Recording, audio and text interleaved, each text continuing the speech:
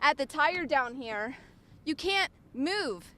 These roads are slippery, they're dangerous, and Governor Cuomo just banned. He comes over here to the payphone where police say he called 2 bomb threats into local high schools. Elmira Harris says her son Lawrence Harris was shot and killed in his car on Saturday night. Take a look at this. Many people left behind flowers and flags and even pictures of their fallen loved ones. And for many, September 11th remains a day they'll never forget. And as you can see, the bullet came right through the house and struck her in the leg. The Pritchard Waterworks Department, where a body was discovered earlier this afternoon. Now, if you take a look behind me, these gates are open right now. But back there's a wooded area, and behind that wooded area sits 8 Mile Creek. First phone call for this fire came in at 4:03 this morning. And if you take a look behind me, parts of the building are still smoldering. That's right, I'm in Gulf Shores on the West End Beach. This is the area where the melon-headed whale was found at around 6:15 this morning. I have to state the obvious. I know you're wearing your boots today, right? I am wearing my boots today. I am. I had heels on. I was not prepared for this. I don't want to get attacked or eaten, so hopefully I make it back alive and in one piece. Today I'm out here walking on this basketball court in my heels. If you remember correctly, yesterday I was out here in my boots trying to shuffle through all the tree limbs and the debris. That's right, there's been a lot of excitement surrounding the release of this book right here. That's right, Greg, I was out here most of the morning, and this entire litter trap was full of plastic bottles and styrofoam cups. Those are the sounds of grieving family members after 17-year-old Roy Dontel Davis was found fatally shot in the head on Wednesday night. His sister, Kimberly Blake, says she's heartbroken. It didn't hit me until I actually seen the body uncovered, and I just went crazy.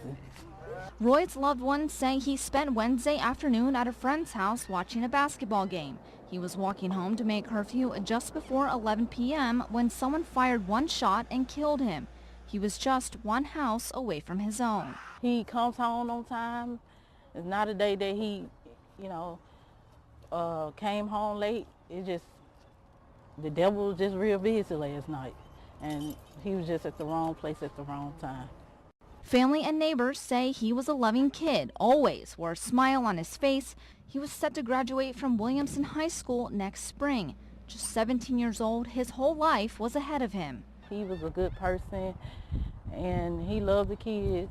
He always talked about graduating. He never did any harm to no one, and I don't see why this even happened to him.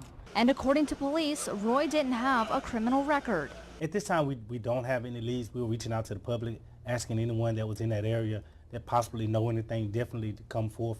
His family wants to know who's responsible for taking away an innocent life. But that's how they looking at it, as a snitch, as they tell. But it's actually helping that family out. A candlelight vigil will be held tomorrow night at Williamson High School at 6 o'clock. The family, they're asking for donations to help cover some of the burial costs. If you're interested in donating, please call 251-301-2622. Reporting live in Mobile, Lauren Sarchiapone, Local 15 News. More than 600 crosses, each represent a mass shooting that's happened since the Sandy Hook school shooting in December of 2012 when 20 children and 6 adults were killed. We've had, people who have stopped and have been sobered by it, which was the idea. The pastor of the Sayville Congregational United Church of Christ says this display on its front lawn is used to raise awareness about the need for gun control laws. Even our own members have just been astounded at the number of incidents. So education is the main thing.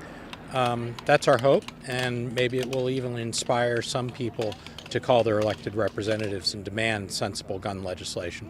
Pressure their elected representatives to have some sensible gun control and background checks, etc., so that fewer people, I know we couldn't stop it all, but fewer people that have access to these weapons would not have the access that they do.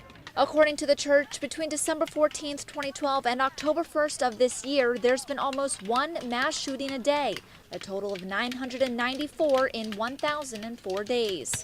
People have been shocked to find out how many there are, and I think if we increase the awareness of the public, then maybe something can happen. I don't think that anything's going to happen unless people like you and me starts doing something about it. It's not going to happen from the top down. It's going to happen from the bottom up. On December 13th, the church will participate in the National Gun Violence Prevention Sabbath. So there will be mosques and temples and synagogues and churches around the nation next weekend focused on gun violence and preventing gun violence in our local communities. In Sayville, Lauren Sarchiapone, FiOS 1 News. It's one of the most beautiful things about Mobile. But it's this developer from Birmingham who doesn't have any sort of ties to here that I know of, and if he did, he would know that cutting down our live oaks is not a very good way to promote your business. The trees are not being saved after all, but they're coming down, which is a real disappointment. I would say you've made a big mistake and to stop it right now. I am furious.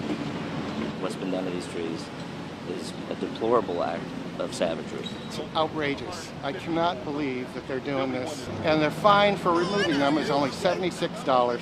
That is a crying shame. We've been sold out by our mayor, but I can at least have my voice be heard by protesting. I understand the ramifications. I don't care.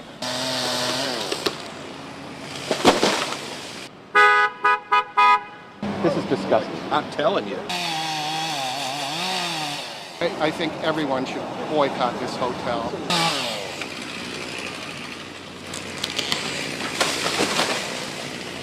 People downtown are not happy at all.